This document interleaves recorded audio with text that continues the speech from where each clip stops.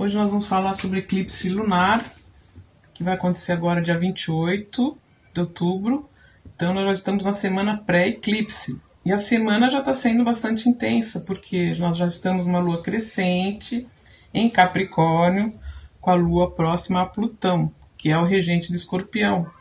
Também temos o Sol ingressando em Escorpião, Mercúrio, e já temos Marte por esse signo. Então a gente já vê por aí que essa semana pré-eclipse também não vai ser lá muito tranquila assim. E esse eclipse lunar, que em geral é uma lua cheia, já em si já é uma conclusão de um ciclo que iniciou na lua nova, também com eclipse. E essa conclusão desse ciclo também é uma outra conclusão de um eixo. Esse eixo touro-escorpião se iniciou os eclipses nesse eixo já em novembro de 21. E agora é a despedida desse eixo. A partir do próximo ano, os eclipses irão ocorrer no eixo Áries-Libra. Áries é o fogo do entusiasmo. Libra é aquela luz venusiana, aquele elemento ar que busca consenso, que é a busca por diplomacia, fica longe dos conflitos. Então é aí o eixo dos relacionamentos também. Esse eixo é o início da mandala zodiacal. Então é como se eu estivesse também concluindo, como se os eclipses tivessem passado por toda a mandala zodiacal de 12 signos, 12 constelações, e estivesse iniciando novamente esse novo ciclo da mandala inteira. Então ele, para fazer toda essa volta, dura mais ou menos 1 ano e meio, 2, por aí uns 18 anos, por aí, para fazer toda essa limpeza, essa passada em todos os eixos, e agora ele inicia novamente. Então, é como se fosse um frescor, assim, uma coisa muito que está iniciando novamente, é um renascimento, uma coisa muito de retomada, vamos retomar novamente esse novo ciclo. Mas também é o tempo também de conclusões, encerramentos, tomadas de atitude, né? O eclipse sempre traz um pouco de transição, alguma coisa que tem que ter alguma alteração aqui e ali. E principalmente se você tem planetas nesse eixo, ou ascendente, planetas pessoais, Sol, Lua, Marte, Mercúrio, Vênus. É possível sentir mais do que as outras pessoas que não têm.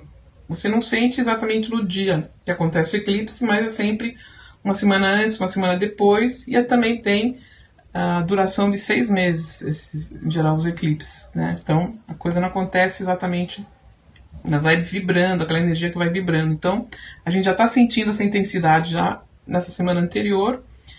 E o eclipse em si, no dia 28, o que acontece? Os aspectos principais desse eclipse. Ele vai estar acontecendo a Lua em Touro a 5 graus, próximo a Júpiter, o que é bacana por um certo sentido, porque Júpiter sempre traz coisas boas, porém ele vai estar ampliando tudo, né? Ele traz muito otimismo, que faz a gente pensar que as coisas que a gente fez foram feitas e acabou, e agora é pensar para frente. E também nós temos uma oposição, que é atípico de uma lua cheia, o Sol vai estar no outro eixo, também a 5 graus de Escorpião. E também vai estar próximo tanto de Marte quanto de Mercúrio. E esse Marte escorpiano, ele é um Marte de ação estratégica. Então ele é bem focado. E o Mercúrio escorpiano é aquele que ele quer de todo jeito te convencer que o argumento dele está correto. É uma fala persuasiva. Então a gente já vê mais ou menos qual que é a energia que vai estar acontecendo aí por essas próximas semanas, próximos meses. Então, e o escorpião é regido por Marte e por Plutão, então tem muita intensidade aí nesse signo, né? E o touro dá uma equilibrada. E aí eu vou também falar um pouquinho para quem tem esses nodos nesse eixo e também no eixo de Áries e Libra. Então, a gente tem que entender bem isso, que o eclipse sempre é um movimento, sempre é um alinhamento também. Então, nessas de fazer esse alinhamento, sempre acontece algum tipo de movimento, alguma mudança, alguma transição. Uma coisa acontece aí que sai fora um pouco daquilo do costumeiro, do rotineiro. Então, alguém que tem, por exemplo, no mapa natal, o que acontece? Você vai ver no seu mapa esse desenho do nodo que eu vou estar colocando aí no vídeo para vocês verem, que ele tem como se fosse uma sacolinha para cima, uma argola para cima e duas bolinhas entre elas, entre essa sacolinha. E a sacolinha que é uma sacolinha mesmo, em geral não se escreve no mapa. Por quê? Porque é o mesmo eixo, o mesmo grau. Então, se você tem o eixo norte, o nodo norte a 10 graus de Áries, você vai ter esse nodo norte a 10 graus de Libra. Só que não aparece no mapa. Porque como é um grau exato, né, no mesmo eixo, já se sabe que ele vai estar lá. Então, a pessoa que tem esses nodos nesse eixo, primeiro que ela vai estar passando por uma revolução dos nodos, que é bastante interessante também, e também traz muita mudança. E depois, o que acontece? A gente tem que olhar para o nodo sul, porque esse nodo sul, na realidade, essa energia desse nodo sul, traz coisas kármicas do passado. E é como se fosse um lado sombra desse signo. Então, o que eu vou falar aqui em relação a Libra é o lado sombra.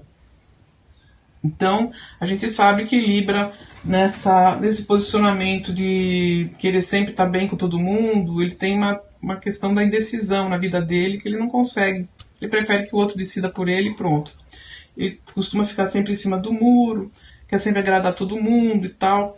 Então, essa energia que a pessoa traz, ela tem esse nó do sul em Libra, e ela tem que focar justamente no nodo norte é para onde ela deve se direcionar, que seria Áries. Então Áries já não, Áries já é mais da iniciativa, já decide as coisas, já tem a própria identidade muito bem definida, coragem, ele sabe como se valorizar, como tomar decisões com firmeza, né? Porque por mais que a decisão a gente não saiba direito se aquilo é bom ou não, pelo menos você decidiu e fez o melhor que você pôde naquele momento. Então, é isso que interessa. Não importa saber se foi, se não foi, se você não. Depois você achou que não era a melhor, não foi a melhor decisão, porém foi feita e é a melhor que você fez, é isso que tem que ser feito. Pelo menos aqui nesse posicionamento, pensar essa energia ariana, para você se desapegar dessas sombras de Libra. Então você tem que buscar aprender a ter essas tomadas de decisões, aprender a lidar com esses atributos arianos. Esse que é o foco principal. E a identidade, eu sou. Não é o outro que é. Eu que sou, e eu determino, e eu decido. E eu tenho a liderança, a coragem e a iniciativa para fazer isso. Então, esse é mais ou menos como a gente trabalha com esses eixos. A energia dos eixos.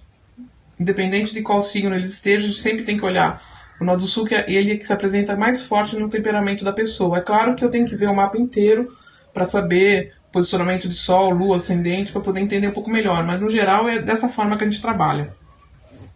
Tá bom? Então, acho que é interessante também falar um pouco sobre o nodo que já foi. Então, se você tem no seu mapa natal o nodo norte em Touro e o nodo sul em Escorpião, o nodo norte em Touro já é aquele que é mais... O lado sombra dele é aquele que está ali na zona de conforto, ele está muito acomodado onde ele está e ele não sai, né, tá tranquilo ali e não vai fazer grandes mudanças, não gosta de mudanças.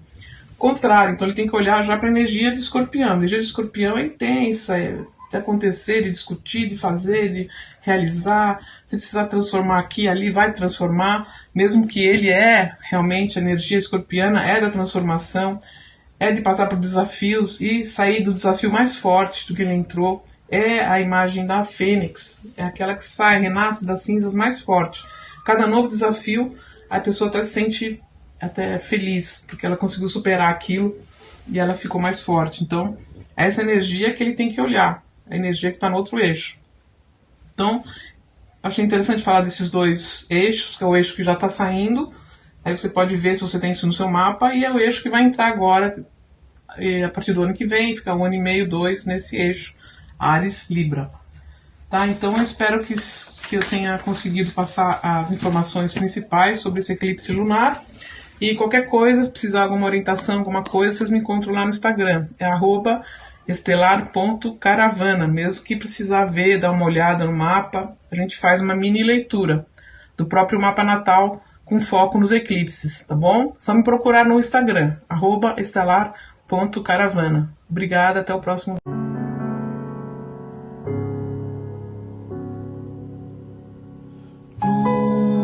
Lua, candeia.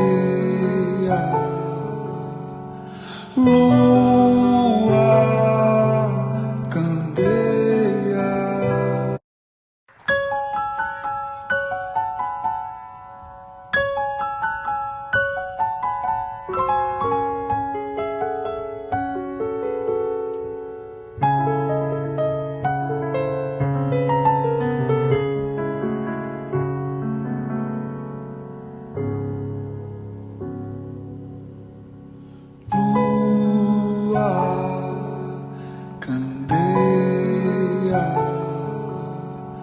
Lua, candeia,